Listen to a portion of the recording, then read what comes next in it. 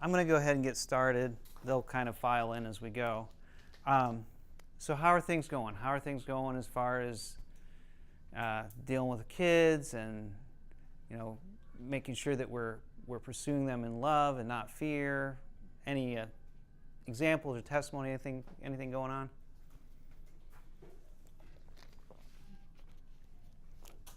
Well, Judah did a pretty big thing. Yeah. His own paperwork at school. Yeah.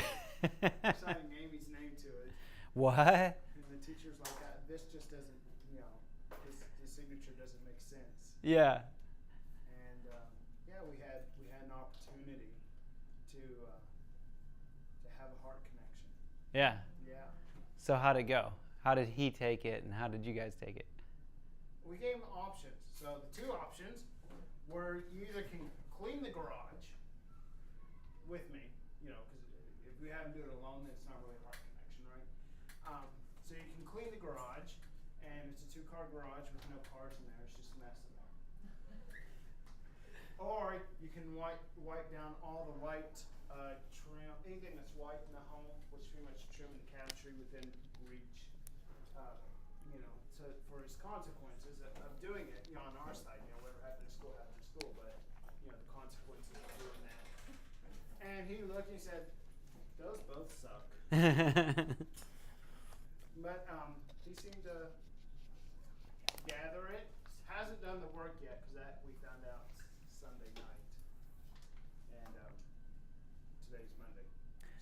So like the biggest thing in that is you want to make sure he's cleaning up his mess, like with the teacher and with you guys, and catching that heart connection with you guys is he understanding how it hurts you and how it affects the teacher when he does it, and so kind of working on that and feeding into that.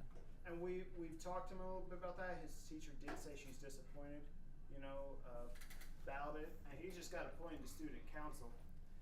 And then 2 days later, he does this to her. So yes, so what you might want to come back to him is, okay, Judah, buddy, this isn't your character. This isn't you. So how are you going to clean this mess up with your teacher and with us and anybody who was affected by it? So it's good. So how's he feeling about the whole thing?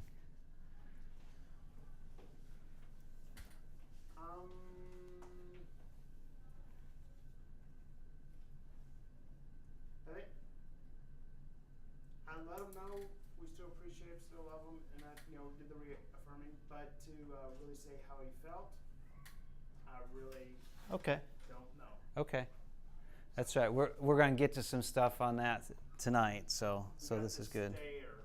Like, why are you freezing? We're not coming at you like that. Yeah. Those habits die hard. That fight, flight, freeze. Those habits die hard for all of us. Even when I know I'm with somebody safe, I can still kind of run back to those fight, flight, freeze kind of things.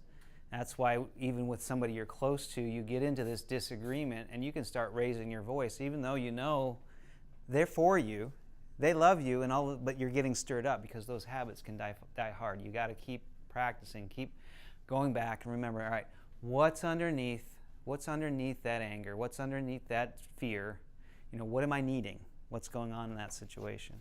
So, great. Anybody else have anything that they want to share? I'm going to dive in then. I want you to look at this. I want you to think that you're standing outside and you hear a big crash in your house, and your son or daughter's inside, and you find this. What's the first feeling that you have? What goes through your mind? What goes through your head? Looking for drips of blood somewhere? Yeah. How am I going to afford this? Yeah. What happened? Yeah. What often can happen, as long as you know that your kid's okay, if you see that they're injured or something, you're probably going to tend to that first. But as long as that you know that they're okay, the first thing you start thinking about is the mess, the cost, the things that are going on, which is normal, which is very normal. But what we want to look at is when your child makes a mistake, what is your goal? What is the goal in your relationship when they make a mistake? Because what we're talking about here is not just about parenting. It's about relationships. Good parenting is developing good relationships with your kids. Okay? And if you don't know what your goal is, you won't take responsibility for it. If you make your goal with your child a safe distance, okay, I'm going to scare you, I'm going to freak out, I'm going to let you know how freaked out I am and how terrible what you just did was, then you're going to have a real hard time letting them connect with you. If all they see is your freak out, if all they see is your rage, your anger, and your own personal pain, and you forget about wanting connection, they're going to have a real hard time wanting to connect with you. You're the only one who controls that goal. Your children do not control your goal of connection. Whatever they're doing, whatever they're behaving, whatever is going on, whatever anybody else is doing, you decide if you want to pursue connection or not. That is your choice. You get to decide that. Don't put that on somebody else. A lot of times people say, well, I'd decide to connect to them if they just straighten up. Then they're controlling you. You need to control your desire to connect with them. You need to decide, how important is it for me to make connection with them? If your goal is distance, you've decided to introduce anxiety into the disconnect. Remember last week what happens when an anxiety comes in?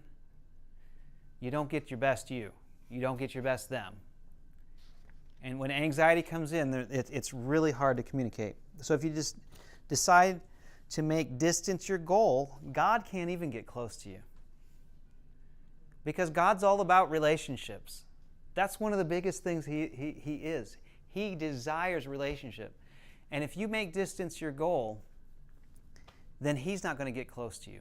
That was one of the biggest mistakes the Israelites made, was they said, we're going to let Moses take care of everything for us, and you just tell us, and we won't have relationship with God. We'll let Moses be our relationship with God. We want to make sure that we're pursuing connection. Whatever we need to do, we need to go after that connection. And to know what your goal is, pay attention to what your goal is with your child when they make a mistake. When they make a mistake, you're going to find out real quick if your goal is distance or connection. Anybody can feel like they've got great connection when the kid's behaving perfectly. Anybody can feel that. The kid's doing everything I ask them to do. They're getting straight A's. Everything's going well. I feel like I've got great connection. All you know is that they're doing what you want them to do.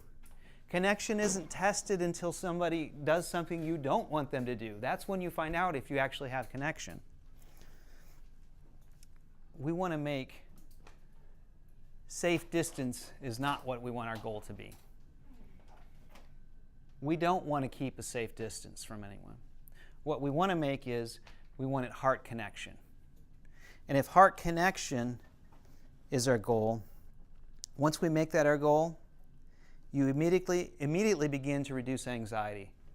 If you are coming into the relationship, whatever they've done, whatever's happening, if you're coming in and saying, all right, my desire is to connect with you. My desire is to make sure your heart is in connection. Now, I know a lot of you can be thinking, what happens when they've really done something big? And we'll get to that. We'll get to some examples, because how do you maintain connection when what they just did was a really huge deal? How do you get to that and make sure that you're still holding them accountable for what they did, but making it clear, I want our hearts to connect. I want my heart to connect with yours. When we find ourselves in a disconnect with our child, step one is to connect back, especially if one of you is upset. One of you is upset. You could be the one upset, or the child could be the one who's upset. Okay? If you're seeing that go on either side, before we clean up the mess, before we fix whatever the problem is, we got to work on the connection first. Because if that connection isn't working, you can maybe get them to do what you told them to do through fear, but you're not going to get them to own the reason why it hurt you, why you want to connect.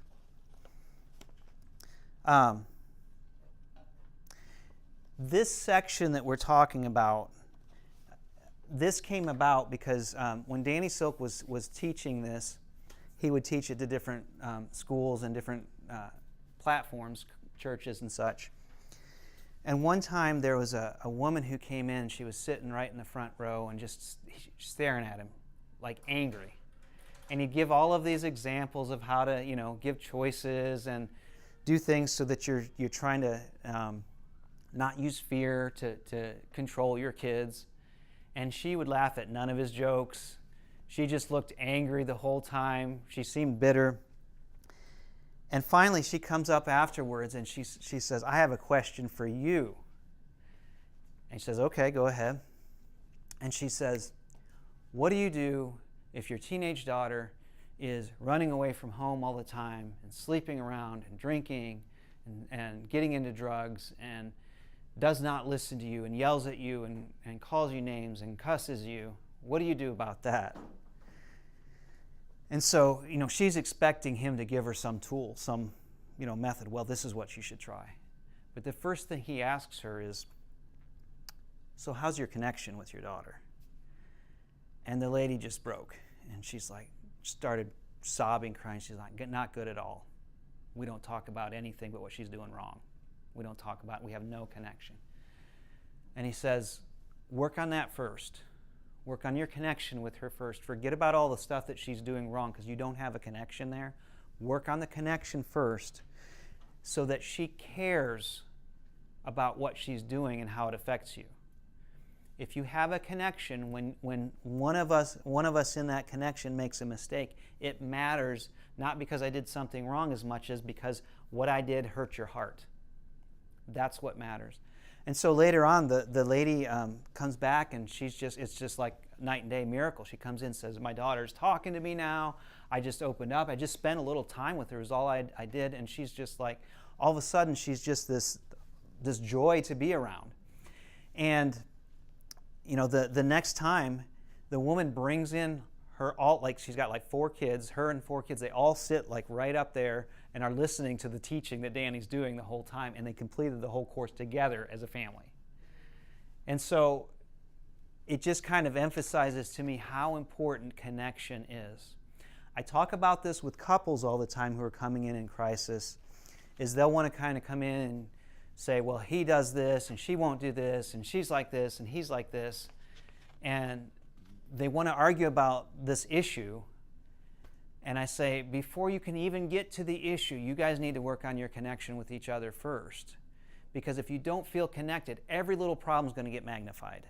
Every little thing that goes on, you're going to feel like is this huge issue. But if you're in connection and you know that we're both for each other, then you can deal with the issues, and they're just issues. They're not you're bad. They're this issue that we have to deal with, this problem that we have to look at and deal with. So I want to go back and show you this picture again, and I found this. Somebody shared this in the Life Academy, which is like a little training group that Danny Silk holds. Somebody shared this, and there's probably just something floating around Facebook or something. But this picture was the caption of it. Here's what it said. It was my son who did this.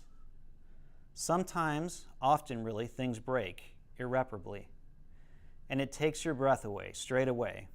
It took my breath away when my son stormed into the bathroom, frustrated, angry, fed up for his very own, very significant to him reasons. And when he chose to slam the bathroom door, causing the heavy mirror mounted to the front to slip out of the hardware holding it in place and crash onto the floor, 1,000,000 broken pieces were left reflecting the afternoon light. I was quiet. I surveyed the damage and took a deep breath. Put the dog outside so he wouldn't cut his feet. Put the cat in the basement for the same reason. I walked into the backyard and felt those hot tears streaming down my face. It's amazing how alone you can feel as a single parent in moments like these. I realized how scared and disappointed I felt. Did this really just happen? Yes, this was real. As I stood and considered whether or not this was an indication of his developing character, I heard his tears through the window above me, coming down from inside the bathroom. His soul hurt. This was not what he expected either. Hello, anger. I don't remember inviting you into my house. Scary, terrified, ashamed, worried, scared. Deep breath, Mama Warrior. Deep breath. That small, fragile soul needs you right now. He needs your very best, your biggest compassion, your most gentle and firm mama love and reassurance. More deep breaths. Go, Mama. Go now. Go open the front door, tiptoe through the broken glass, hear him hearing you coming. Watch the bathroom door crack open. See the face you love most in the world, red with worry and wet with tears. His voice suddenly so small. Mama, I'll never do it again. I'm so sorry. More tears, more weeping. Such uncertainty on his sweet face. Go, Mama, get him. Go now. Scoop him into your lap. Yep, you're crying too. This was big. Hold him tight. Watch how he curls into a ball in your arms so quickly. See how eager he is to be loved by you, to be reassured by you. See how small he is. See how fragile that spirit is. I love you. You're safe. I am right here. The worst part is over now. I've got you. I'm here. I love you. Go, Mama, tell him about anger. Tell him now. Anger is a really powerful thing. You have a right to your anger. Anger burns hot. It can purify. It can also destroy. He nods. He feels it. He's met anger now. There's a better way to show your big feelings. We'll work on it together tomorrow. I'm here to help you. You are safe. You are never alone in your anger. You are never alone in your fears. I'm here. We're here together. Now we will clean together. And we cleaned up the broken pieces. We swept and we vacuumed. It was quiet work. It was careful work. It was thoughtful work. Sometimes things break. Sometimes we break them. It's not the breaking that matters, the how or why. What matters is how we choose to respond to the brokenness. Does it kill us? Does it throw us into a downward spiral of blame and punishment? Or does it help us remember how to love deepest? Does it push us toward compassion and over the hurdle of rightness and wrongness to loveness? Yes, loveness. Go, Mama, go now. Get that baby of yours, teach that, show that, live that. It's called lovingness. Go now. Her goal was connection, not safe distance. She connected with the fact that her son needed something right then. In the midst of his acting out, in the midst of the big mess, he needed to connect. Now, she didn't say there are no consequences of this. I mean, he had to clean it up with her. But I think he wanted to. After he knew how much she cared and how much he loved her, he saw he made that mess, and there was something he needed to do. And so I want to think about what we're going after when our children make mistakes. Here's an important scripture to go with that. This is Matthew 22, 36 through 39. Teacher, which is the great commandment in the law? And he said to him, you shall love the Lord your God with all your heart, with all your soul, and with all your mind. This is the great and foremost command. The second is like it. You shall love your neighbor as yourself.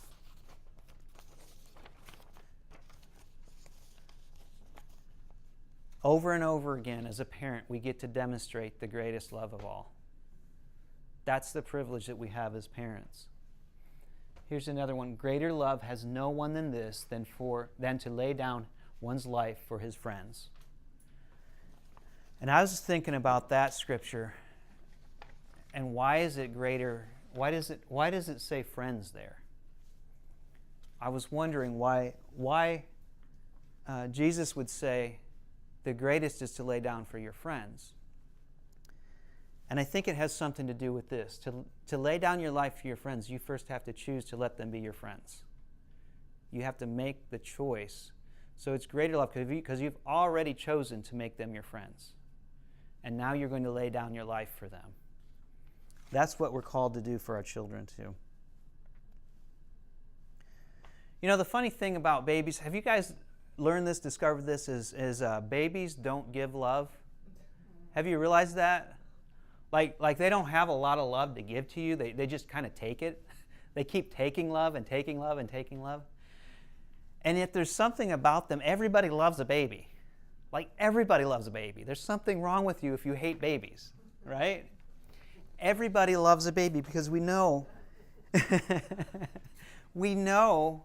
that there's just something about that innocence. There's something about that we just can connect to. So it's your choice to not be controlled by their behavior. How do you pursue them when they hurt you? How do you go after your children when they've hurt you? Too many families keep important things secret. One of them is, I love you very much. It doesn't get said enough in families. And the other thing is, I value our relationship. It is important to me to have relationship and connection to you. You know, I'll give a personal example of something that happened a couple of years ago. And by the way, I get permission from my kids to share their stories, and they tell me how much I can share, and if I'm allowed to say their name, or if I should just say one of my children, or if I should not share it at all, because it's more important to me to honor my kids and have connection to them, to have a good example to teach in a parenting class. Okay? But I got permission for this one from my son Caleb. A couple of years ago, I picked the kids up in the school line. And he comes to the car, and this is not like him. He comes to the car in tears, like just upset in tears. And I'm thinking, what's going on? What's wrong?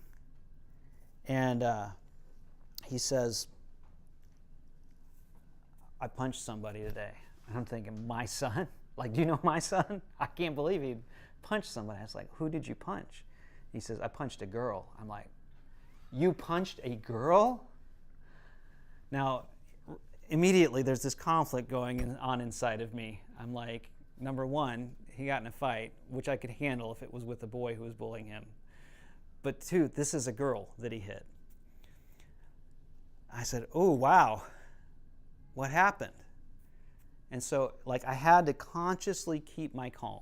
I had to consciously not say, you don't hit girls, you can't do that. I had to consciously make an effort to make sure that I am there and available for him.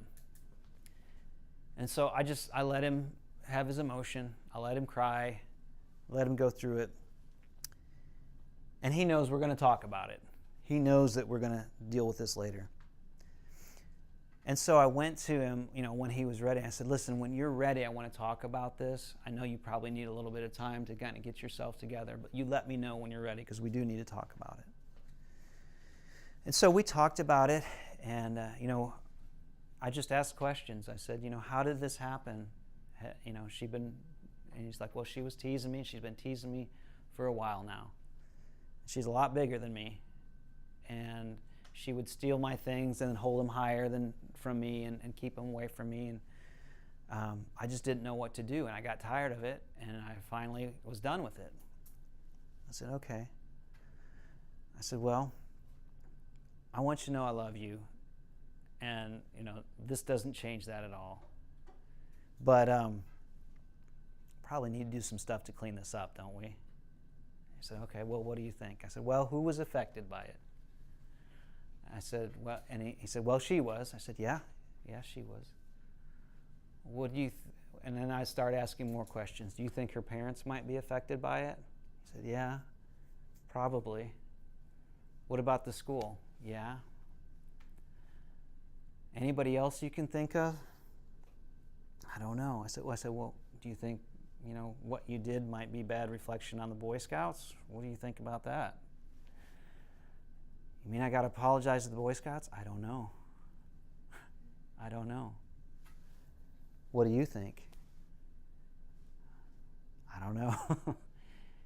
And so finally, we just kind of were talking back and forth. How do we clean this up? He apologizes to Angie. He apologizes to me.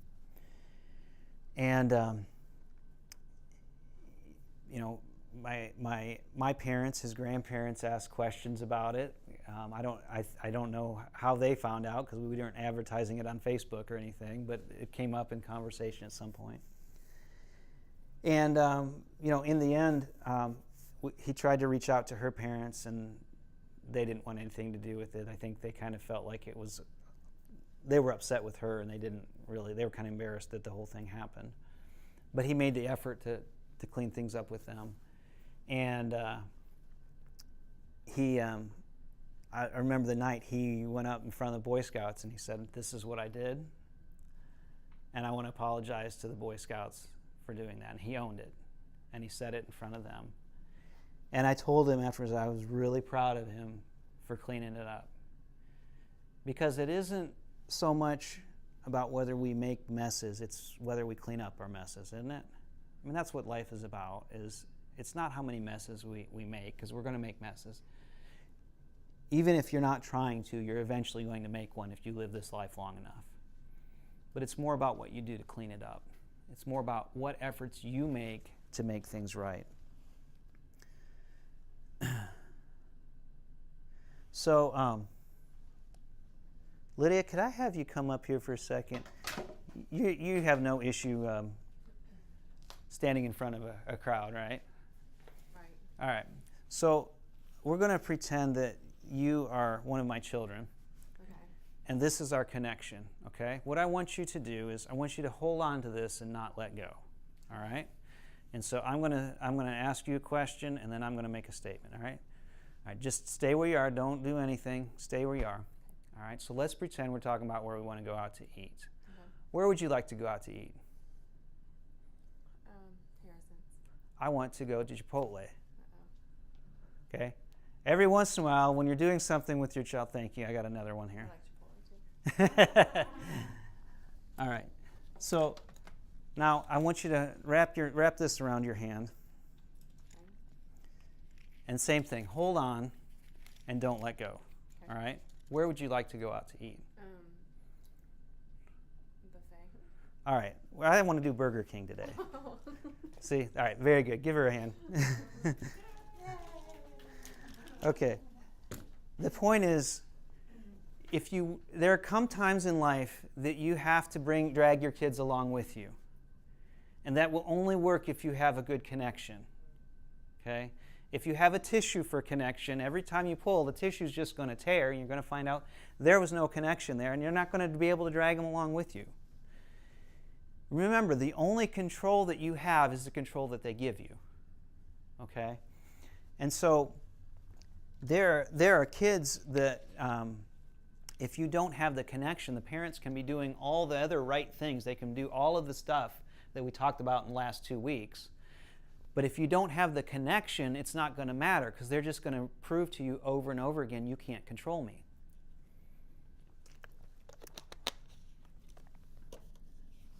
One of when you need to pull on your child, your heart connection is what allows you to lead them when they don't want to go a certain direction. Connection is more important than compliance. If there's not connection, fix that first before you address compliance. You've got to make that your priority. So, how many of you have read Gary Chapman's 5 Love Languages, or at least familiar with it? Okay. If you haven't, I would highly recommend it. If you have, it's worth a review, because he just tapped into something so amazing that really just shows us how to connect with each other. And so I want to look at that tonight through the lens of our children and how we can connect with our children. So what this is about, what the love languages are about, each one of us have 5 love languages, But for most of us, one or two of them are more prominent. So you need one of these or two of these more than the others. And so what often happens is if you have two people in a room and they have different love languages, one of them will speak one, and they really mean I love you when they do this, but the other one needs a different kind of love language. And so they're like, I don't feel very loved at all. You don't love me. Here's a classic example. Husband spends all day working really hard because they love their wife, okay? And they put time in, they do overtime, and they're just doing this because they love them. And they genuinely love them. It really is love. This is how he shows love. Okay, but the wife is sitting at home, she's like, I don't want you out working all the time. I need you to let me be here with me. I need some time with you. I need you to spend some time with me. And so he comes home working hard for her all day long, and she comes in and she's like, you don't love me. He's like, what do you mean I don't love you? I just spent all day working for you. It was just for you. And she's like, you don't love me. You're always gone. Now, he really feels like he's showing her that he loves her. He really is. He is working hard. He's pouring it out for her. And she really doesn't feel loved. Like she's not making it up to manipulate him. That is really what she is feeling. What is going on is they're speaking two different languages. Okay? And so what we want to do is we want to adjust. It will help us if we can recognize what languages, particularly what we're talking about tonight, that our kids speak, so that when we know they're needing some love, or even before we catch that they need love, that we're doing that to connect with them, that we want to learn this, so that I can recognize, oh, this is not maybe the most natural thing that I do, but I'm going to do this because I know that this is what they need. So the first one that we want to talk about,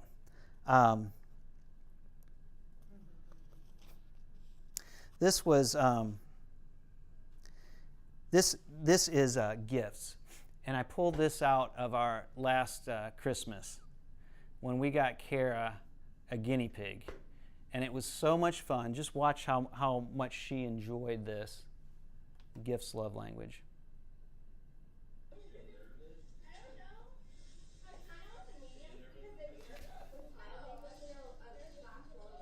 Okay. All right, wait there. It's a pet cave! Oh my gosh! What did you get? What did you get? Wait, it's coming. What about Kitty? It'll be okay. I'm scared. I'm scared. What do you think's been in our closet living the last couple days?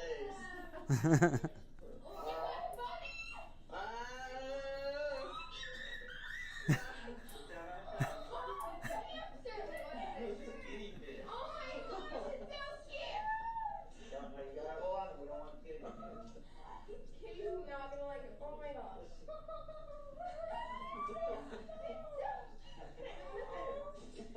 Sit back and relax. What's his name? Yeah, what you gonna name him? It's a boy. Okay. He looks like that one from G-Force. Yeah, he does. But I need to look I'll at bring his the face. cage down. Wait, I thought this Or was... no, oh, that's a barrier so you can play with him outside of his cage. Oh my gosh! So that was a fun day. That was fun. We got to show, and each one of them had something that kind of connected with them that morning. But we got to show them through gifts our love for them. And with somebody who is a gifts love language, you want to keep a few things in mind. A gifts love language is not so much about how much it costs. It's about two important things. It's you were thinking about me when I wasn't there. Okay, so you were off at the store and you just saw this thing and you just said, that is so Josh, I have to get that for him. Right? You were thinking about me when I wasn't even there. That I feel loved. Or also, you know me so well that you remembered me when you got that. And so like you go and you get somebody and you give them yellow roses. And like, yellow roses? Like not just roses. You know I like yellow roses. Like you know me so well. You know what I'm about. You know what I enjoy. That's what a gift love language is about. It's not about being materialistic. It's not about stuff. It's about how well do you know me? How deeply do you know who I am? And so connection with the gift love languages, you know me and were thinking about me when I wasn't even around. Okay? Gifts show you were thinking about this person while you were away from each other. You know them and how to affirm that about them. And you remember a special occasion, which is any occasion, to express love. Gifts, people, every little anniversary is a big deal to celebrate. Anything they can think about, any time is something to celebrate. They want to celebrate the cat's birthday. Your kid, if your kid, it's a birthday for the cat. We got to do something to celebrate this. And young couples who are dating, it's the 1 month anniversary, and every month and a half anniversary, and it's like every opportunity is this opportunity to actually say I love you, to exchange gifts. The problems that can come in if you're not a gifts love language, disconnection will happen if you don't care because you don't even know me, or give me a passing thought. If you forget to give them a gift, it's like it's their birthday and you like totally forgot and you're like, oh my gosh, it was Christmas morning and I just had to stop at the Speedway because that's the only thing that was open, sorry. Or poor gift selection, all right? You get them something, but it has nothing to do with anything that they're into. It basically sends them the message, you don't even know me. You don't know who I am. Now, I'm not so much a gifts love language. If you gave me something that I'm not into, I'd be like, hey, you were thinking of me. That's great. Doesn't hurt me as much as a person who is the gifts love language kind of person. Or if you miss a special occasion, if you missed something that was important to them and you just, maybe you're not a gifts person, but you totally forgot, it can really cut into them. It can really hurt.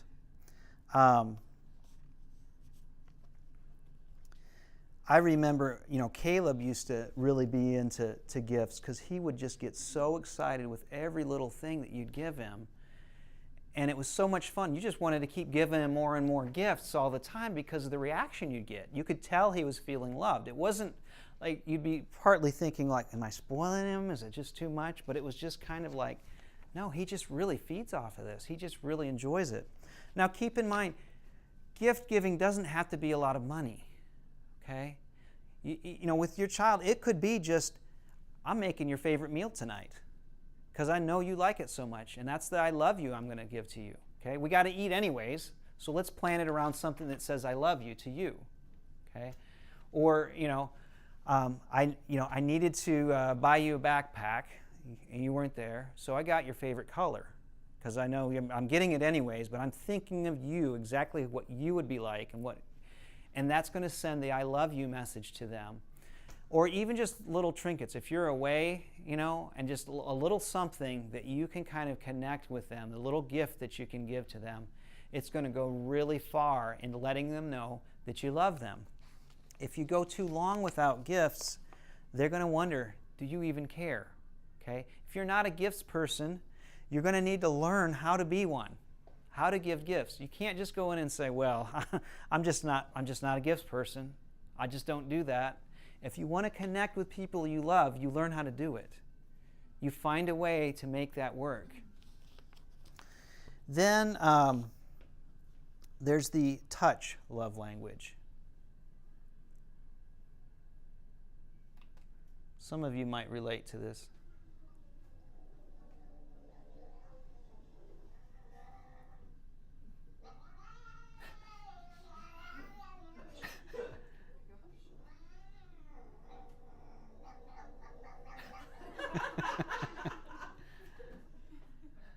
Yes. People who are touch love language are counting down the seconds from the last time that they received some kind of physical touch. They need, if your child is a touch love language, they're the one that they're always grabbing onto your leg. And you're walking around through the store and and you pull them away and they're right back onto you again. They want to, if they're laying down, next to you, they want to lay on top of you. They want you to scratch their back or rub their feet. And my Grace used to be more like this with her feet. She wanted her feet tickled. Like not rubbed, tickled. Yes. And it didn't tickle her though. She's just like, and she's in heaven. She's like, Daddy, rub my feet or tickle my feet. And then she would like give out commands. Tickle the arch, tickle the heel, tickle the ball, just going through it. But she could do that all day and just let you do that physical touch thing. People who are physical touch are counting down the time from when they had their last touch. And if you walk by them without doing a touch, they're like, oh, I feel so neglected. You just rejected me. If you sit down in a room and you're not a physical touch person and you sit in the chair and they're on the couch, they're deeply offended. We missed this opportunity that we could have been cuddling, and you chose to sit over there. Don't you care about me? And you, if you're not, you're thinking, no, I was really just sitting in the chair. I really didn't mean to offend you. But that's what they're feeling. So I feel connected when we're touching. Physical contact, physical proximity, and contact frequency. How often their tank is emptying. Finally, you just brush your hand across the back. Oh, you love me. Okay, everything's okay. Anxiety's gone. It's all right now. But then it quickly depletes again, and they're kind of going around, and they're like, every time their tank empties quickly. So you got to keep going after that.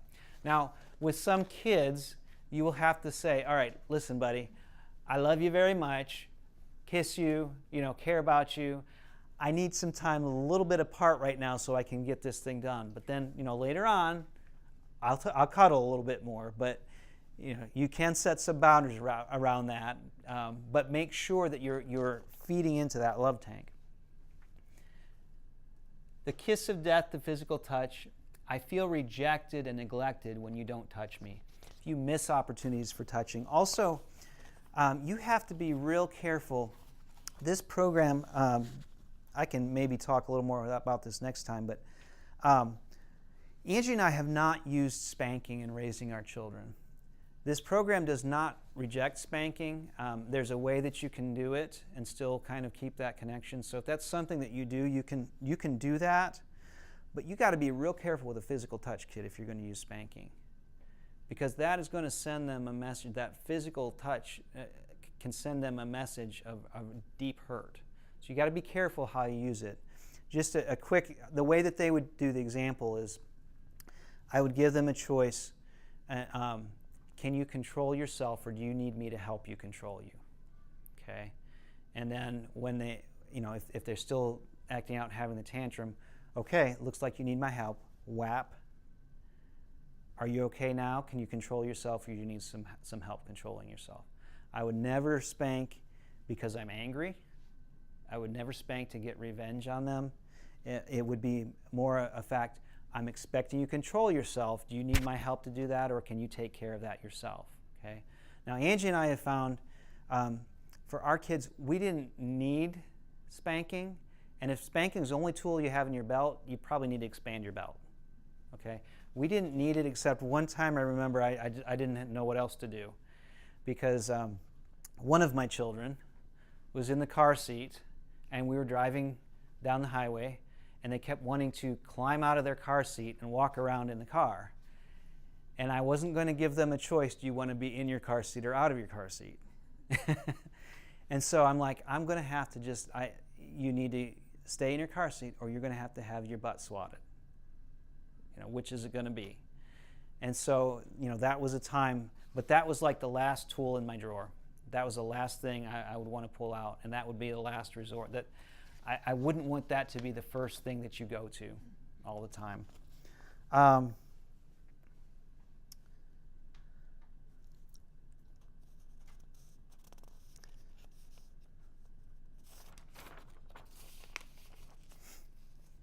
The funny thing that I'm finding nowadays about touch, we did the love language inventory, and everybody else in my family is like a 1 or 0 on it, and I'm the only one that has any physical touch. So everybody's like keeping their distance and totally fine, and I'm like, it'd be okay if we, and I'm not even that high in it, But compared to everybody else, I'm just like starving here. So, I have to kind of create opportunities to let them know that that's something that I need. The other day, Grace kind of just gave me a hug. I'm like, oh, that was so nice that she came up, 14-year-old daughter, came up and hugged her dad. That was just great. The next one is acts of service. Now, you want to make sure with acts of service that they are the acts of service that the other person wants.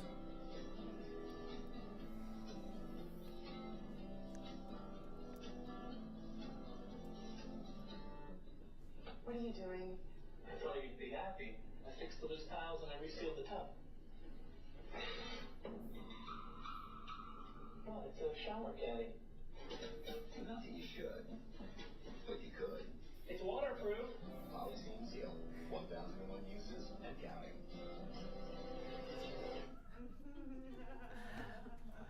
Make sure if you're doing acts of service, that's something that they actually want you to do for them. Acts of service is basically, I feel loved when you take care of things that are important to me.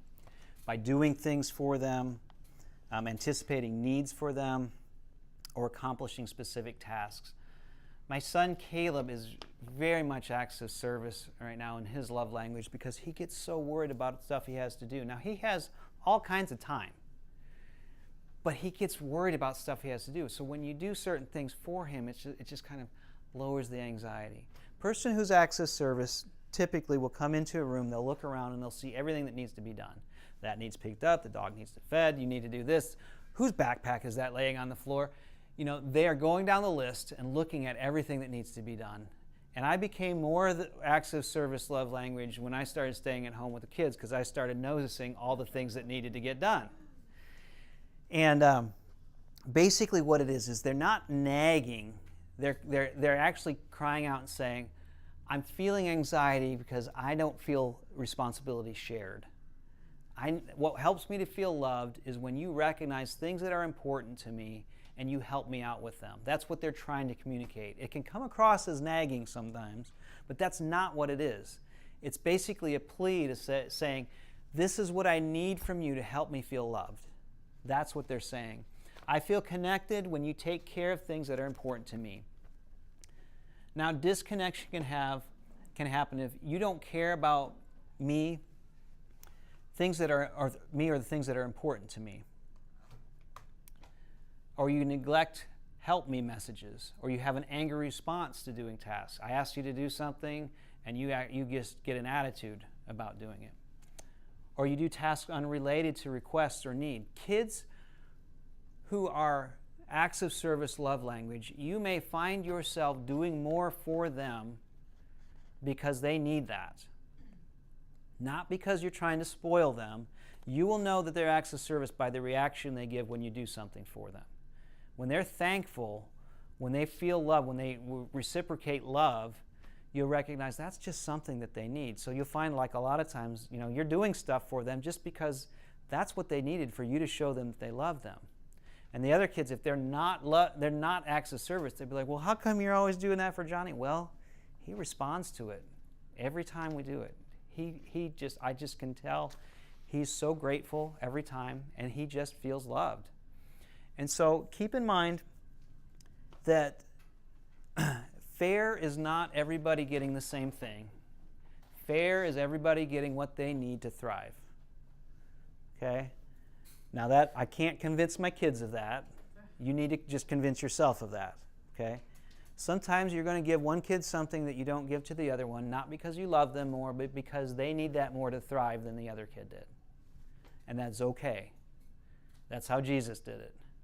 He didn't give everybody exactly the same thing.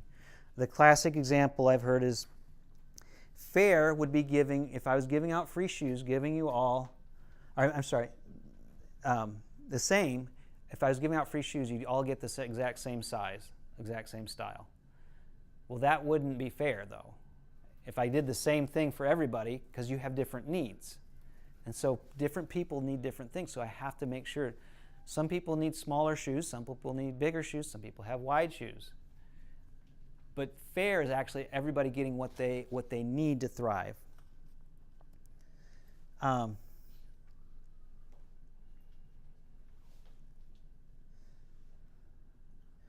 Words of affirmation.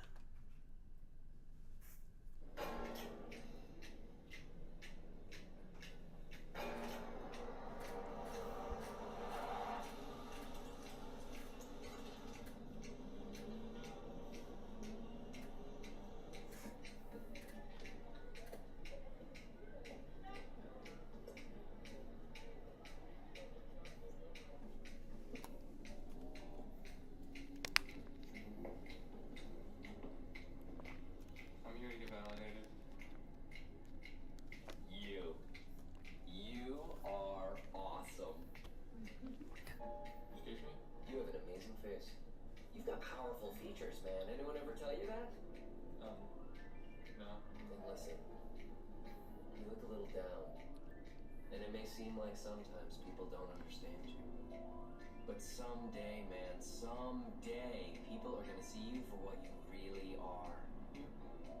You really think so? Absolutely. You are great. Some of us just need validation. And a words of affirmation person, they feel loved when I believe that you like me. Just tell me, convince me that you like me. Tell me how great you think I am. I need those words of affirmation. Words are life. Life and death is in the power of the tongue. Words contain value for who I am. Words say, I believe in you. There are kids who won't try things unless you tell them, I know you can do it. And when they hear it, they will go for it. They will go after it because all they need is that affirmation. That's all they needed. Disconnection will happen. I feel rejected when your words are harsh. You've got to be careful what you say, especially to these words of affirmation kids. You've got to be very careful about even how you criticize, even if it's constructive criticism. You've got to be careful with it. Criticism slays them. They're very sensitive to disapproval or correction. For extended spans of time, if you don't tell them how great they are, they're going to think that you forgot, or that must not be that true. So if you have to confront a kid who has a words of affirmation love language, you've got to give them the hero sandwich. Okay, you give them a slice of your awesome with a little bit of you suck and another slice of your awesome on it.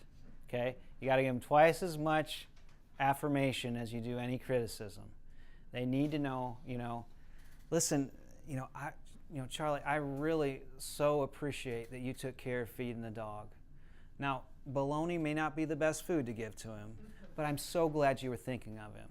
So, I'm giving a little criticism, but they need to know how grateful, how much I appreciate them in that. Angie lights up with words of affirmation. Like, that is fuel to her. If you all you got to do is just tell her how great she is, and she's good. She's good for the day. I mean, she loves affirmation. Then we've got quality time.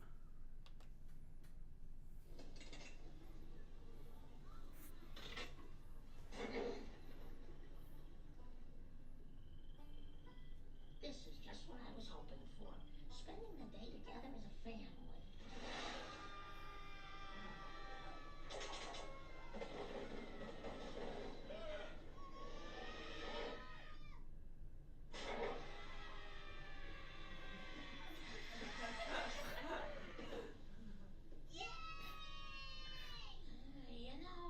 Part of spending time together as a family is spending time apart as individuals. Parents, Ivan? I'm sure we'll appreciate each other all the more when we meet up at dinner. Are you kids gonna be all right? Kids? Quality time. Quality time, I feel loved when you show interest in me. Sharing in an activity or conversation that's important to them, listening with symptoms of being engaged in the conversation, willing participation in their interests and hobbies. If you have a kid or somebody else who's important to you who is quality time, you're going to do stuff that you don't care about doing because you love them. A kid who is a quality time kid is going to spend an hour telling you about the new action figure that they just got and what he can do and what he's about and what his backstory is and what he's like, and you could care less, but because you love him, you're going to listen and you're going to be engaged with him. That's how it works. Words of affirmation. They'll drag you to things that you don't enjoy because they need you to spend that time with them. Okay? Quality time people, when they've been gone and they come back together, they want to click down the list of every little thing they've done through the whole day and tell you about every little detail of every little thing. And if you're not a quality time person, you might have forgotten all of those things. Like, I prefer to forget what my day was like. Thank you very much. I want to think about now. But if you are with a quality time person, that's important to them. They want to come back and check in all those little details because that's sending the message that you care about them. If you have a kid who is a quality time kid and you don't share the same interests, you're going to have to buckle down and just spend time in their interests. Because what happens is when they're little, if you give them the message their interests aren't important to you, when they turn into a teenager and you're trying to connect with them, they're going to think, well, mom and dad don't care about anything. Why am I going to share anything with them? They don't want to have any quality time. I'll find somebody else to have quality time with. So it's really important that you make that a priority. Disconnections, I feel rejected when you don't value my interest, or if you're distracted. If you're sitting with them but you're watching TV at the same time, or you're on your phone at the same time, that's sending the message that they're not that important to you. You know, you want to give them your focus. And when our kids were younger, they often like to have parents play with their toys with them. And I remember days it was pretty boring. But they loved it, and we were working on connection. Now, I still would take breaks. I like to play a game called hide and go sleep. You hide and I'll go sleep. But but they loved it, and we would buckle down. I remember Angie telling me days, I'm so tired of the Justice League. I cannot, if I hear Superman stories anymore, I'm going to poke my eyes out. But that was what they needed to connect, and so we would do those things to work on that, and then we would try to find other things that we could connect on together that we were about.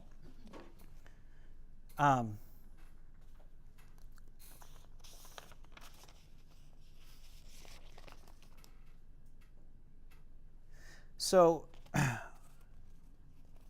one of the things that happened as you're trying to give your kids freedom and walk through this and recognizing quality time, Angie and I were at March Madness in Dayton when they do the first four for the basketball tournament every March. And we're sitting there and we had great seats. Aaron and Nicole were with us. And I got this text from Grace. And she sent me this text and it said, Dad, some of my friends have gotten distant from their dads as they became, my friends became teenagers, and I don't want that to happen to us. I want to go on a date. And I'm like, the first thing is like, yes, when? You know, like, how soon, when can we do this? Because I did not want to delay it. And it was the sweetest thing because she was like reaching out saying, I want some quality time. I want to connect. And so, making that and allowing that, making space for that, because I could say, well, I'm pretty busy. I got a lot going on. No, I want her to have the message that she's more important than this other stuff that I have going on, these other responsibilities, other things that happen. I want her to know that she is that important. So how this works is working on connection, maintaining that heart connection. When Caleb was probably elementary school age, he had a time he was supposed to come home. He went down to his buddy down the street. He went to his house. And he was supposed to come home, let's say, I don't remember the time, but let's say 3 o'clock. And he's late. He's like a half an hour late, like way late. And we're kind of getting a little concerned. We know he's just down the street with his buddy, and he's probably just playing. But when he finally came home, he came in. I looked at him and said, Caleb, you were late. Like, you're supposed to be home at 3, and it's 3:30 now. Did you know that? And he's looking at me, he's like, no, I didn't know. Now, he's going to find out right here whether I want connection or whether I want safe distance. Okay? So I had to choose my words very carefully. I said, Caleb, do you know how it feels, what I feel like when I asked you to be home at a certain time and you're just hanging out with your friends, not even thinking about it? He said, no. I said, well, do you want to know? Yeah. I said, it feels to me like what you want to do for fun is more important than how I feel, than protecting my heart, how I feel. And he, because we had connection, he just started crying. Like he just started crying tears. Now, I was not trying to make him cry, but he could feel that heart squeeze. He could feel, oh my gosh, what I did affected my dad. I said, I just wanted to let you know that. I think you understand that now. I didn't have to figure out a punishment or consequence. He had a consequence. That was it. He recognized the heart connection. He recognized that my heart was hurt, and he never did it again. I didn't have to scare him. I had a connection with him, and I was able to communicate how that affected me. And when he started thinking, wow, my choices affect people that I care about, he adjusted. He could do that. He was ready to make that change. Another one, this was just a couple of months ago. Grace is our social one. She loves to hang out. She's 14, going on 30, just loves has all kinds of friends. And so one day she asked Angie and me if she can go over to this friend's house that we're not sure about this friend. Her parents they're decent people, but they're kind of more into the party scene. They're not out breaking the law or anything. It's just not necessarily the atmosphere that we're comfortable with. And she's like, oh, but Dad, I'll be careful. And I said, I'm not worried about you as much as I'm worried about what you might get exposed to over there. And she's like, I need to know that you'd protect my heart, that you would make sure that if anything was wrong, that you'd call right away. She's like, Dad, I will protect your heart. It will be okay. And so I'm like, she's saying all the right things. She's doing all the right things. I want to give her a chance to trust, and it was so scary. And so Angie and I said, okay, we're going to let you do it. If you have any issues, you call us. So I took her there. I dropped her off at the house. And I drive back home, and as soon as I get home, I get a text, and it says, Dad, I'm uncomfortable. Can you come get me? I'm like, yep, on my way. Turned right back around, came back. And she got in, and she said, Dad, they were just watching a movie that I wasn't comfortable with. It was just a little bit scary. It wasn't, anything really horrible, but it was just, I just realized when my other friends who kind of are a little bit more my mindset when they're not there, they kind of just do stuff that I wouldn't want to do. Now, she came to that conclusion because I gave her the freedom to come to that conclusion. If I had just said, you can't go, she never would have figured that out for herself. But it was so scary. It was so scary. We had to, we were really like, is this a good idea? I don't know. And it could have blown up in our face. It honestly could have. But we took the chance because we wanted to, she was giving us the right communication. She was trying to connect to our hearts. I was making sure she knew that this was hard for me, that this was scary for me. And she was very honoring in that. When she came back to me, so that when she did it, she was keeping that in mind. She was feeling the weight of responsibility going into this. And so then when anything was a little bit wrong, she was like, okay, I need to do something about it and take care of it. And she was ready for it. And so it was what could have been just a thing where I just said, no, you're not allowed to do that, and it would have just been this temptation out there. I let her do it with heart connection, and it was a big success for us because she's never asked to go back there again. It has not been an issue because she learned something that day. I never want to tell my kids something. I want to tell them that something bad is going to happen if it's not going to happen. Okay? So if I'm warning them about something, say, oh, you'll catch a cold, and they don't catch a cold, what are they going to think about what I tell them? Right? I'm going to say something like, I'm worried that you might catch a cold. I'm concerned, because that is true. Okay? Or have you thought about this? One other clip I want to show you here. This is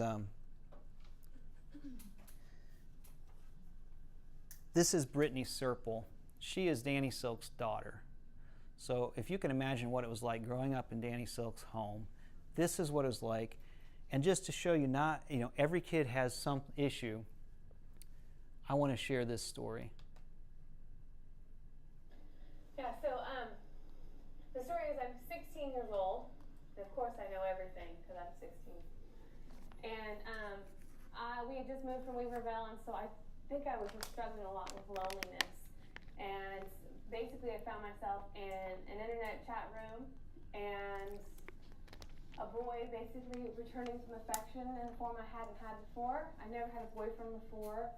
And so here I am chatting away with this boy that it turned into phone calls late at night. Then it turned into let's meet. And the week before we met, we were down in LA as a family, and I told my cousin that I met this boy and I'm gonna go meet him. And so he was the only person that knew what was gonna happen that day. So this happens, I think it was the week of my mother's birthday. Happy birthday. Yeah, it was horrible timing. So basically, I go and I meet this boy, but I tell my mom that I'm going to a costume party at another friend's house. So I have a reason to be gone all day. So I'm on this date, and for one, I didn't get spotted in Reading. I mean, Reading's not that big. Can't go to the grocery store without seeing somebody, so I don't know how I didn't get spotted. I was gone for 8 hours with no contact with my parents. And so basically, at the end of this 8 hours, my mom at some point is trying to get a hold of me. She can't get a hold of me. She can't find me. She doesn't know what's going on. So she calls this friend's house where I'm supposed to be, and they said, funny thing is, Brittany never showed up today. Which, what does that do to any parent? Your heart sinks into the pit of your stomach, and every bad thought that you can have is happening, right? So pretty much my mom had me cut up into a million pieces and in the Sacramento River at this point, which she should think that, because she's just scared out of her mind.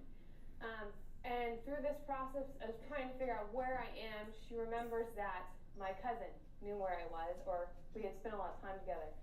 So she probably politely threatened his life and asked for information. And he fessed up to where I was and what I was doing, and I was meeting this boy that I met off the internet. And all he knew was it was at some park. And so my mom was unable to reach my dad at that time because he was up in Weaverville teaching class, and there was no cell phone reception. So she's had quite a few hours to just be spinning on, I don't know where my daughter is, I don't know what's happening to my daughter, I don't even know if she's alive. And I, on the other hand, am just full of myself and having a good old time. So she gets a hold of Chris and Kathy because we just moved here, literally within like 2 months. And she tells them, I don't know where she is. This is the license plate number. I don't know what to do. I'm at a loss. And so Chris and Kathy, they pray, and the Lord showed them exactly where I was, and they went right to me. 8 hours. I mean, how many parks does Reading have? Even if you're only here for school ministry, I mean, there are a lot of parks. And they drove right to me. And when they found me, here I am. It's dark now. I think I probably left early afternoon, easy to early morning, and it's almost 9 o'clock at night. And I'm kissing some boy I just met. And that's how Chris finds me, and Kathy. They tell the boy to leave. Chris did. Very nicely, I'm sure, yeah. And so then Chris and Kathy, they take me back home, and I remember in that whole moment I'm just gearing up for a fight because I'm 16, I know everything, and I'm just ready to be punished. I'm just ready to be called out on, I want freedom, and you're gonna just try and take it away from me. So I'm gearing up for a fight inside, basically. So I remember coming inside. I remember I called my dad before we left the park, and through tears he tells me, I was just describing to the police what you look like. And in that moment, there was some pain of, oh gosh, what did I do? But I couldn't go there because, again, I'm 16 and I know it all, so I'm going to be mad instead. So when we get to the house, Chris and Kathy are talking to my parents, and I'm in the living room. And basically, everything I'm doing, waiting for my punishment to come, is I've got my boxing gloves on and I'm ready to go. They come in and, you know, my mom and I are similar, and I know this now more than having my own kids, but scared to us sometimes looks like anger. It's happened. It has. It's happened. So, you know, that's what I saw from her. It's just anger. And my dad definitely presented, you know, kind of the calm, whatever. I'm probably in shock, I'm sure. But so here I am. My mom's mad. We're just going to butt heads in a minute. And my dad just takes over. They're asking me questions like, what were you doing? What were you thinking? What's going on? Why would you do this? And I just spin into, you know, you have no idea the pressure I have being your kid. I come down here, I'm Danny Silk's kid. Everybody knows everything about me. I've been a PK all my life, and everybody knows everything about me. I'm constantly being compared to my friends. Their parents are saying, why don't you be more like Brittany? Brittany never gets in trouble for this. That's the pressure I live with being your kid, and I hate it. This is what I tell my parents. I said, you know what? I don't even know if I want to be a Christian anymore. And in that moment, the clearest thing that I have that I remember is I walk into, you know, ready to fight. I state basically what I'm here to claim is that I'm not done being a Christian. And the response that I get from my dad is him crawling across the floor, putting his face and his hands on my knees and saying, Britt, I will give it up today. I will quit my job being a pastor. I will go back to being a social worker. Because my goal at the end of this is that you and your mom and your brothers are all on the other side. That's all that I care about. If it's too much pressure for you, for me being a pastor, I will stop today. What he's willing to sacrifice for me was what I remember. What he's willing to give up. And I'm still in this place of I'm not going to give in. I'm not going to show him that that's going to affect my heart. But the truth is, it really did. So even in this state of being mad and frustrated, I tell him, don't quit your job. You know, I'm pregnant, so I'm crying, sorry. What's that mean? Not going to happen. So I tell him, don't quit your job. It's whatever, you know. And I just put on this front of whatever, basically. I lived in this place of whatever. And I remember going to my room. The next day was church. Of course it was. Praise Jesus, right? So they go to church. I'm at home. I'm watching a movie, some chick flick, and I remember halfway through it, my dad comes home, and my first thought is, oh, you come to check on me, make sure I didn't run away, basically. And I said, what are you doing home? And he said, I just couldn't be away from you anymore today. And he just wanted to be close to me. He's trying to communicate in every way he can to draw me closer than keeping that distance. So basically, one of the crazy things, this is where most parents lift their eyebrows in pure shock, is my parents let me date this boy. Okay, there they go. And Dad did. I wasn't. Yeah. And dating this boy looked like dating him in my house. Let me just tell you. I mean, that was the extent of us dating. But still, I was given the freedom to date this boy, and which it was just all part of this process of them sharing control and hearing my needs and just trying to figure out how do we stay connected through this. And I've heard my mom describe it as they were afraid that I was going to want this boy like you want candy, you know? If you take it away, I'm just going to want it more. So here, you know, this is our boundaries, this is what we can handle. You can have it right here, you know? And so that's what it looked like. So I dated this boy for 4 months, and the good part of the story, which I'm going to wrap up, we won't hear all of the good part of the story, but basically, I had Ben, that guy that you see up there, he's my husband. He's not the guy I met on the internet. So basically, I had an encounter with the Lord when Ben came to town the same time I was dating this boy, and the Lord just broke into my heart and just reminded me of who I was. Because when you're blinded by whether it's fear or loneliness or pressure that you even put on yourself, you lose who you are. So that's basically what happened to me in that moment. So the point is, we've got to have heart connection before we're even trying to get a hold or control of anything else. If you catch yourself disconnecting, clean up your mess just like you would ask your kids to do. You're going to disconnect sometimes. You're going to get angry. You're going to do things. But just clean it up, just like you'd ask your kids to do.